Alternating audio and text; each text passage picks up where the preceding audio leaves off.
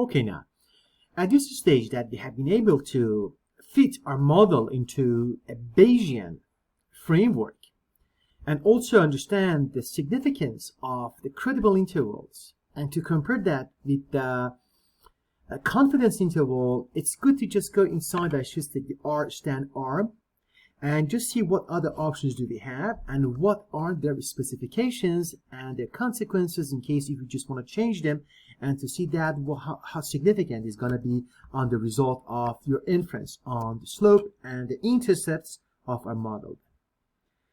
One of the things that we're just going to talk about at this tutorial is we're going to talk about the priors, which is essentially the knowledge and the information that you have about the model before you just start to, let's say, just do the experiment.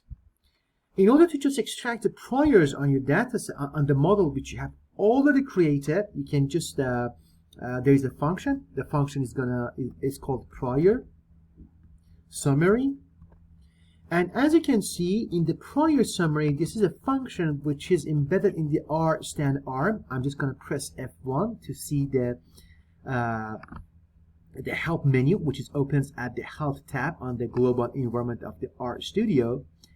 And you see that for the prior summary, one of the basic and most essential objects that you have to just use to put this inside the functions to extract the information that you're looking for is going to be the name of the model that you have created in Bayesian format, which for us it was model A, because if you remember model B, it was a non-Bayesian, but model A was done with stan GLM.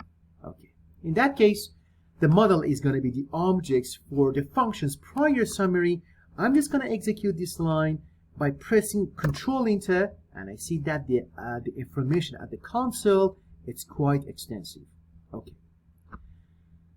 Now, at this stage, we see that we have the priors for the model A that we had. We had the intercepts. Now, for this tutorial, very briefly, I'm just going to just show you what is the result that we have had from running this, I should say, prior summary of our model. Now on the next tutorial, I'm just going to walk you through each specificity for each line that you see at this output. You see, for the intercepts we have, let's say, for example, we have specified priors and we have the adjusted priors. We have also another block of information which is going to be about the priors which they relate to the coefficients of your model. We have again specified priors, which you see that it's going to be a normal distribution, which is the location is 0 and the scale is 2.5.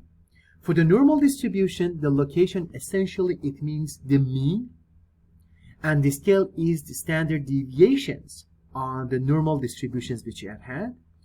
And also you have the adjusted prior here, which shows that the location is still 0, but the scale has been, I should say, scaled to 0.275. And also for the auxiliary, there is another block for the auxiliary, which it says that the auxiliary for the sigma, there is the specified priors, which is an exponential family with the rate which is 1, but there has been some adjusted prior, which is a result of some scaling. We're going to talk about that, and the rate now it's adjusted to 0.22. And also there is another thing that we have here for the intercepts, the block number 1. We have something which is that the intercepts, the prior for the intercepts have been predicted, they have been just measured when the predictors or your covariates, which in our simple case here is the rate covariates, have been centered.